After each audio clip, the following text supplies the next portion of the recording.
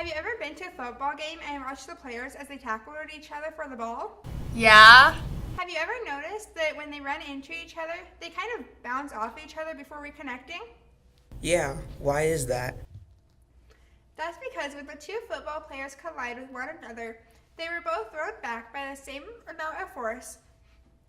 This is caused by the law of conservation of momentum, as well as Newton's first law.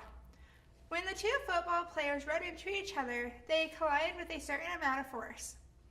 If you look closely, you can see that for almost a second, the two players are still going forward even after collision. This is caused by Newton's first law, also known as the law of inertia. What's that? An object in motion tends to stay in motion, and an object at rest tends to stay at rest unless acted upon by an external force. This is the first law created by Isaac Newton in the late 1600s. Oh, so Isaac named the law after himself?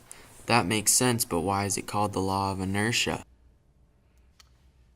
That's because inertia plays a big part in Newton's first law.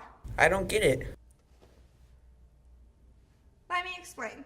The definition of inertia is the tendency to remain unchanged, and Newton's first law, the one we just explained, is an object in motion tends to stay in motion, and an object at rest tends to stay at rest, unless acted upon by an external force. So when the two players run into each other, their inertia didn't want to change what it was doing and continue to go forward regardless of the other person being in the way. Oh, that makes sense. What about the law of conservation of momentum? Oh yes, that. The conservation of momentum is the total momentum of a group of objects remains constant unless outside forces act on the group. Wow, that sounds complicated. That's only the textbook definition. To put it simply, the force of an object is the same before and after collision with an object with the same amount of momentum, meaning when the two football players hit each other, they were thrown back with the same amount of force as when they were running. Oh, so no matter what the objects are, they will always be thrown back with the same force as the other? Not exactly. But that's what happened on the video, right? Well, that may be the case for these particular video, but that's only because both football players had very similar mass, so they were pushed back with similar forces as the other. I'm confused. Try thinking of what the word momentum means. Momentum is the measurement of how hard it is to stop an object. Yeah.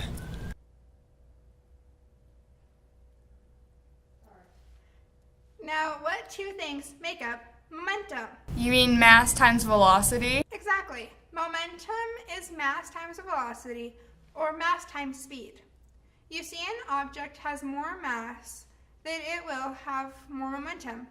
And if that object were to collide with an object with less momentum, the one with less mass would be thrown back further than the one with more mass. This is because when the two objects collide with the one with the most amount of momentum's force is then transferred to the one with least momentum, causing it to fly back. Hey, that makes sense. So, as you can see, there's a lot of science in this world.